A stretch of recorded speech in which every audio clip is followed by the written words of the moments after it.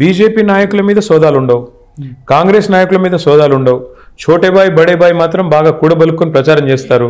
ఇన్ని రోజులు పాపం పత్తా లేని బీజేపీ నాయకులు నిన్న మొన్న అర్జెంటుగా రంగంలో దిగి రేవంత్ రెడ్డి గారికి సహాయ మంత్రి గారు ఉన్నారు కదా, ఆయన దిగి ఆయన నిన్న మొన్నటి నుంచి విషయం చిమ్మడం స్టార్ట్ చేశారు. అందరికీ తెలుసు. ఆర్ఎస్ బ్రదర్స్ ఉన్నారు కదా, వాళ్ళు కూడా తెలియదా మీకు? మీరు చాలా అమాయకంగా బతికిస్తున్నారు భరత్ గారు. ఆర్ఎస్ బ్రదర్స్ ఎవరో, రేవంత్ రెడ్డి సహాయ మంత్రి ఎవరో అందరికీ తెలుసు.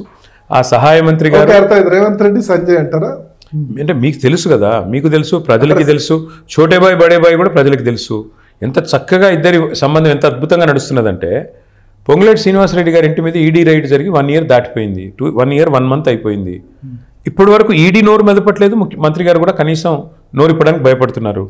ఏం జరిగింది అంటే చెప్పరు. అదే నన్నేమో ఈడీ వాళ్ళు 9 గంటలు కూర్చోబెట్టి గ్రిల్ చేస్తారు. అందుకే నేను అనేది ఎంత చక్కటి ఎంత సుదృఢమైన బంధం చూడండి. దాంతోపాటు రేవంత్ రెడ్డి గారి బావమరిదికి మోడీ గారు కాంట్రాక్ట్ ఇస్తారు, 1150 కోట్ల కాంట్రాక్టు. రేవంత్ రెడ్డి గారేమో సీఎం రమేష్ గారికి 1350 కోట్ల కాంట్రాక్ట్ ఇస్తారు. అంటే ఈ క్విడ్ ప్రోకో ఇచ్చిపుచ్చుకునే సంబంధం ఏదైతే ఉందో చాలా అద్భుతంగా జరుగుతుంది కాంగ్రెస్ది బీజేపీది. వక్ఫ్ చట్టం కేంద్రం పాస్ చేసింది. పాస్ చేయంగానే ఆ రోజు పార్లమెంట్లో మేము వ్యతిరేకించాం, కాంగ్రెస్ కూడా వ్యతిరేకిస్తూ ఓటేసింది. కానీ మొట్టమొదటి ప్రభుత్వం భారతదేశంలో వక్ఫ్ చట్టం అక్కడ పాస్ అయిందో లేదో బడేబాయి దగ్గర మార్కులు కొట్టేయాలని జీవో తెచ్చిన మొట్టమొదటి ప్రభుత్వం భారతదేశంలో తెలంగాణ ప్రభుత్వం. సరే, తర్వాత స్టే వచ్చింది సుప్రీంకోర్టులో, అది వేరే విషయం. ఇట్లా చెప్పుకుంటూ పోతే ఒక 100 ఉదంతాలు. ఎంత చక్కగా రేవంత్ రెడ్డి గారు బడేబాయి గారు ఇద్దరు కలిసి పనిచేస్తున్నారు. ఇప్పుడు ఆర్ఆర్ ట్యాక్స్ అంటారు ప్రధానమంత్రి. ఆర్ఆర్ ట్యాక్స్ వసూలు అవుతుందని ప్రధానమంత్రి నోట్లోంచి వచ్చిన తర్వాత సంవత్సరంన్నర తర్వాత ఏం కార్యాచరణ ఉండదు, ఏం యాక్షన్ ఉండదు. అమిత్ షా వచ్చే ఏటీఎంగా మారిపోయింది అంటాడు తెలంగాణ. మరి దొంగలు పట్టుకోవాల్సింది హోంమంత్రే కదా. హోంమంత్రి, ఆయన సహాయ మంత్రి, రేవంత్ రెడ్డికి సహాయ మంత్రిగా మారిపోయిన తర్వాత ఇంక దొంగలు ఎక్కడ పట్టుకుంటారు? బండి సంజయ్ విషయానికి వద్దాం. మీరు ఆరోపణ చేస్తున్నారు కాబట్టి బండి సంజయ్ ఏమంటారంటే, నా సభలకేమో పర్మిషన్ ఇవ్వట్లేదు, కేటీఆర్ సభలకేమో పర్మిషన్ ఇస్తారు. రేవంత్ నగర్లో ఇవాళ సభకు సభ పెట్టించిందే రేవంత్ రెడ్డి గారు. ఎవరో ఏముంది, సభ పెట్టిస్తుంది రేవంత్, డబ్బులు పంపింది రేవంత్ రెడ్డి గారు, సభ పెట్టించింది రేవంత్ రెడ్డి గారికి. దానికి ఆయన డ్రామా చేయదలుచుకుంటే చేయొచ్చు, నేనేం చెప్పలేదు. ఎందుకంటే బండి సంజయ్ ఎందుకు ఎంకరేజ్ చేస్తున్నారు రేవంత్ రెడ్డి? బండి సంజయ్ మీకు తెలియదు ఏముందండి ఇందులో. ఆయన వచ్చి ఏదో అరుస్తాడు, గావు కేకలు పెడతాడు, పెడబొబ్బలు పెడతాడు. ఆయనకా పాపం మిగతా ఏం తెలియదు, ఒక బడి గురించి తెలియదు, ఒక గుడి కట్టే తెలివి లేదు. పోనీ ఇంకేదన్నా మంచి పనులు చేస్తారా, 4 ఏమైనా ప్రజలకు ఉపయోగపడే పనులు, పెన్షన్ల గురించి మాట్లాడతారా, 6 గ్యారంటీల గురించి మాట్లాడతారా, సిటీ బస్ ఛార్జీలు పెంచారు ఎందుకని అడుగుతారా? ఇవేం ఉండవు. ఎలక్ట్రిసిటీ ఛార్జీలు ఎందుకు పెంచారు? ఇవేం ఉండవు.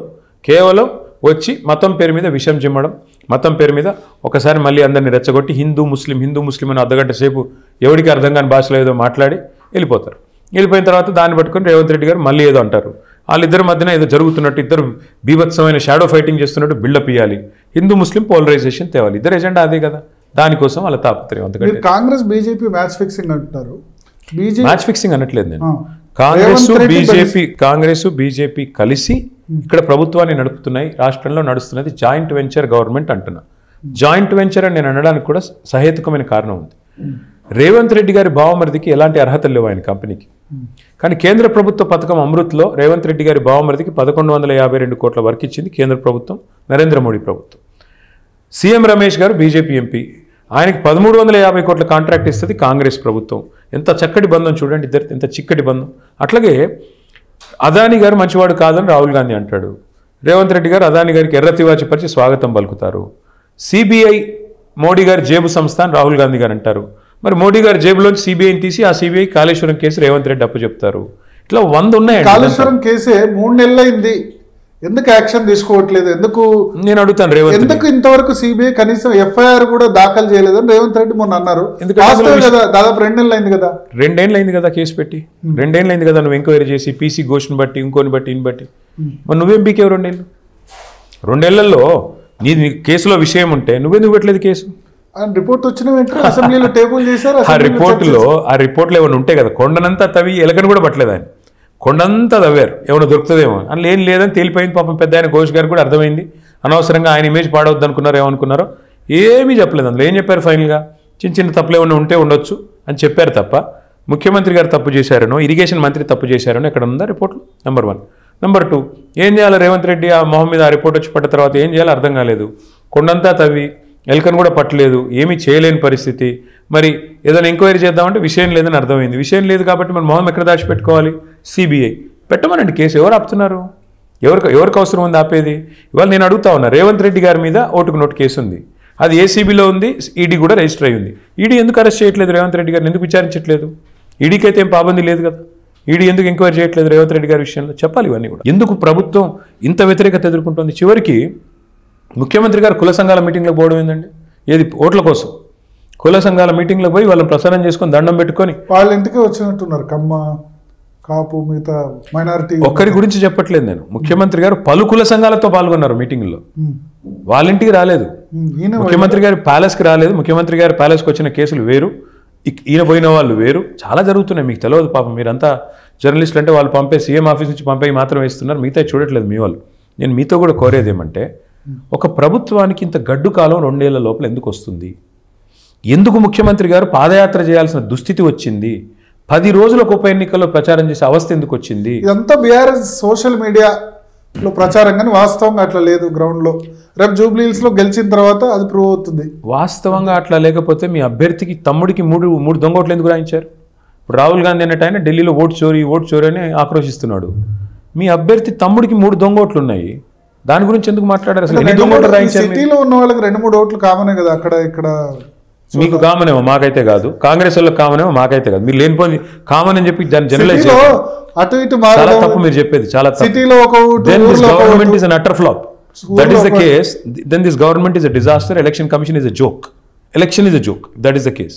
అరే కామన్ ఎట్లా అవుతుంది? నాకు అర్థం కాదు. ఒక మనిషికి 3 ఓట్లు ఉంటే కామన్ ఏంటి? సిటీలో ఒక ఓటు, ఊర్లో ఒక ఓటు ఉన్న వాళ్ళు చాలా మంది లేరా? తెలంగాణలో ఒక ఓటు, ఆంధ్రాలో ఒక ఓటు ఉన్న వాళ్ళు లేరా? ఇఫ్ దట్ ఈస్ ద మాకు ఎలక్షన్ కమిషన్ చెప్పింది ఏంటంటే ఆధార్ సీడింగ్ చేశాము. ఆధార్ సీడింగ్ చేసిన దర్మిలా ఒక మనిషికి ఒకటే ఓటు ఉంటుంది భారతదేశంలో అని ఎలక్షన్ కమిషన్ 100 సార్లు చెప్పింది. ఇప్పటికీ మీరు గమనిస్తున్నట్లేరు. కానీ రియలిస్టిక్ గా అది కనిపించట్లేదు. అంటే that's why I'm saying election commission is a joke, this government is a joke. వాళ్ళు అదే అంటారు, కాంగ్రెస్ కూడా అదే అంటారు. ఏమంటుంది? ఎలక్షన్ మా అభ్యర్థి తమ్ముడికి 3 ఓట్లు ఉండడం సబబ్ అంటుందా? బీజేపీ 8 ఎంపీ సీట్లు కూడా అట్లే వచ్చాయని మహేష్ కుమార్ గౌడ్ అన్నారు. ఇక్కడ ఓట్ చోరీ వల్ల జరిగింది. బ్రదర్ మళ్ళీ చెప్తున్నా మీకు నేను, వాళ్ళ అభ్యర్థి తమ్ముడికి 3 ఓట్లు ఉన్నాయి. వాళ్ళ దగ్గరి బంధువులకు ఒక ఇంట్లో 45 ఓట్లు రాయించారు. మొత్తం కలిపి దగ్గర 12 నుంచి 15,000 దొంగోట్లు రాయించారు. ఎలక్షన్ కమిషన్ వెళ్ళారు, హైకోర్టు కూడా వెళ్ళారు దీన్ని ఆపేయించండి. బట్ హైకోర్టు ఏం రిలీఫ్ ఇవ్వలేదు. చోటే బాయ్ బడే బాయ్ ఇద్దరు కలిసిన తర్వాత ఏ కోర్టు ఏం చేస్తుంది బ్రదర్? ఇవాళ పరిస్థితి అట్లా ఉంది. చోటే బాయ్ బడే బాయ్ ఇద్దరు కూడబలుకున్న తర్వాత బీఆర్ఎస్ ఓడగొట్టడానికి డెఫినెట్గా అల్టిమేట్గా ప్రజలే కాపాడాలి. ఏం అవసరం? బడే బాయ్కి ఏం అవసరం? సరే చోటే బాయ్ కంటే ఓడగొట్టాలి. బడే బాయ్కి మా మీద చాలా పగ ఉంది. కేసీఆర్ గారు ఆయన గారు వచ్చినప్పుడు ఇక్కడ రిసీవ్ చేసుకోవడానికి పోలేదంట, పగబట్టాడు. ఏం పర్వాలేదు, బడే బాయ్ని చోటే బాయ్ని అందరినీ బండకేసి కొట్టేది అల్టిమేట్గా జనమే. ఇద్దరిని కూడా తప్పకుండా ప్రజలే తగిన గుణపాఠం చెప్తారు. కానీ బడే బాయ్కి మీరు అవయవ దానం చేశారు అని రేవంత్ రెడ్డి పదే అంటారు. ఎలక్షన్స్లో, పార్లమెంట్ ఎలక్షన్స్లో అవయవ దానం చేసి డమ్మీ క్యాండిడేట్లను పెట్టి బీజేపీని గెలిపించారు. రేవంత్ రెడ్డి నోటికి ఆయన ఏది వస్తే అది మాట్లాడతాడు. ఆయన అంత సీరియస్గా తీసుకోవాల్సిన అవసరం లేదు. ఒకటి మాత్రం వాస్తవం, శాసనసభలో మాకు 37.5% దాకా 37.35% దాకా ఓటింగ్ వచ్చింది. అదే పార్లమెంట్ కాడికి వచ్చేసరికి కొంతమంది మాకు ఓటేసిన వాళ్ళు కాంగ్రెస్కి ఓటేశారు, మైనారిటీలు కానీ ఇంకొకరు కానీ. అదే ఇంకా కొంతమంది బీజేపీ వైపు వెళ్ళిపోయారు. మా ఓటింగ్ పర్సెంట్ చాలా తగ్గింది. సరే అట్లా అంటే మేము కాంగ్రెస్ కూడా అవయవదానం చేసామని చెప్పి మేము అనొచ్చా? ఓటింగ్ అనేది ఓటరు యొక్క ఆ రోజు ఉండే పరిస్థితి బట్టి ఎన్నిక జరుగుతూ ఉంటుంది. ఈ దేశంలో ఎన్నో సందర్భాలలో ఇందిరాగాంధీ గారు ఓడిపోయారు, ఎన్టీ రామారావు గారు ఓడిపోయారు, రాహుల్ గాంధీ గారు ఓడిపోయారు, కేసీఆర్ గారు ఓడిపోయారు, రేవంత్ రెడ్డి కూడా ఓడిపోయారు. అది పెద్ద విషయం. పార్లమెంట్ ఎన్నికలకి ఇప్పటికి ఏం డిఫరెన్స్ ఉంది? పార్లమెంట్ ఎన్నికల్లో ఓటు శాతం 17% పడిపోయింది. గ్రాడ్యుయేట్ ఎన్నికల్లో అసలు పోటీ చేయలేదు. ఒక గ్రాడ్యుయేట్ ఎన్నికల్లో అప్పుడు ఓడిపోయారు. తీన్మార్ మల్లన్న, రాకేష్ రెడ్డి ఎలక్షన్స్లో ఓడిపోయారు. కంటోన్మెంట్లో ఓడిపోయారు. సిటీలో 14 నాడు ఎంత మెజారిటీతో గెలుస్తామో మీరు చూస్తారు. ఏం జరుగుతుందంటే ఎప్పుడైనా సరే ప్రజలకి కొన్ని వాస్తవాలు, ఎందుకంటే మన పెద్దవాళ్ళు ఎప్పుడో సామెత చెప్పారు, నిజం కడప దాటే లోపల అబద్ధం ఊరంతా తిరిగి వస్తుందంట. 6 గ్యారంటీలు అనే అబద్ధాల ఒక అందమైన రంగుల కళ లాంటి సినిమా చూపెట్టి టైంపాస్ చేశారు సంవత్సరన్నర. మధ్యలో ఫోన్ ట్యాపింగ్ అని, కాళేశ్వరం అని, ఫార్ములా కేసు అని, ఇంకోటని ఇంకా కొన్ని రోజులు టైంపాస్ చేశారు. ఆ టైంపాస్ నుంచి ఆ భ్రమల తెర నుంచి బయటికి రావడానికి మేబీ ప్రజలు కొంతకాలం పట్టింది. తప్ప అంటే ఇప్పుడు 16 నెలల క్రితమే పార్లమెంట్ ఎలక్షన్ జరిగాయి. గ్రాడ్యుయేట్ ఎలక్షన్ జరిగి కూడా ఒక 4 నెలలు అయింది అంతే. మార్చ్ ఏప్రిల్లో గ్రాడ్యుయేట్ జరిగింది. అప్పుడు మీరు పోటీ చేయలేదు, బీజేపీ 2 గెలిచింది అక్కడ. సరే ఒక ఉపాధ్యాయ ఎమ్మెల్సీ వాళ్ళు పిఆర్టీ గెలుచుకుంది. సో అప్పటికిప్పటికి ఏం డిఫరెన్స్ కనబడుతుంది? చాలా డిఫరెన్స్ ఉంది. మీరు చూస్తారు కదా, తినబోతు రుచులు అడగకూడదు మీరు. నవంబర్ 14 పార్లమెంట్ ఎన్నికలు 17,000 18,000 వచ్చాయి బీఆర్ఎస్. కరెక్ట్. నవంబర్ 14 ఎక్కువ దూరం ఏం లేదు భరత్. వచ్చే వారం కరెక్ట్గా ఇదే రోజు మీరు కౌంటింగ్ రోజు చూస్తారు ఏం జరిగింది, ఏం పెరిగింది. ఏం జరిగింది అంటే బీజేపీ అనేది డమ్మీ అయిపోయింది. మొత్తంగా బీజేపీ కాంగ్రెస్ పార్టీకి సహాయకారి పార్టీగా మారిపోయింది తెలంగాణ. సహాయకారని వాళ్ళు అంటున్నారు. మళ్ళీ చెప్తున్నా, ఈ ఎలక్షన్ సహాయకారి అయిపోయాడు పూర్తిగా భరత్. ఈ ఎలక్షన్ రెండు పార్టీల మధ్య జరుగుతుంది. 6 గ్యారంటీలు ఎగ్గొట్టిన అర్బక పార్టీ కాంగ్రెస్, వాళ్ళ మధ్యన 6 గ్యారంటీలు ఏవని గల్లాబట్టి అడుగుతున్న పార్టీ బీఆర్ఎస్. అసలు బీజేపీ 2 ఏళ్లలో ప్రభుత్వానికి వ్యతిరేకంగా చేసిన ఒక పోరాటం మీరు నాకు చెప్పండి. కాంగ్రెస్ ప్రభుత్వానికి వ్యతిరేకంగా చేసిన ఒక పోరాటం ఏదైనా ఉందా? సిటీ బస్ ఛార్జీలు పెంచితే బీజేపీ మాట్లాడదు, దొంగ ఓట్లు ఆడితే బీజేపీ మాట్లాడదు, ప్రజల మీద ఇష్టం వచ్చినట్టు హైడ్రా పేరిట అరాచకం చేస్తే బీజేపీ మాట్లాడదు. అసలు ఏ సందర్భంలో బీజేపీ గత 2 ఏళ్లలో ప్రతిపక్ష పాత్ర పోషించింది? అందుకే బీజేపీకి ఎన్నికల్లో డిపాజిట్ రాదు, నెంబర్ 1. నెంబర్ 2, బీజేపీ కాంగ్రెస్ యొక్క దోస్తానా ప్రజలకు అర్థమైంది కాబట్టే ఈ ఎన్నికల్లో నిర్ద్వందంగా బీజేపీని చెత్తబుట్టలో ప్రజలు పారేయబోతున్నారు. మీరు చూస్తారు 6 గ్యారంటీల్లో మీరు 6 గ్యారంటీల విషయానికి వద్దాం.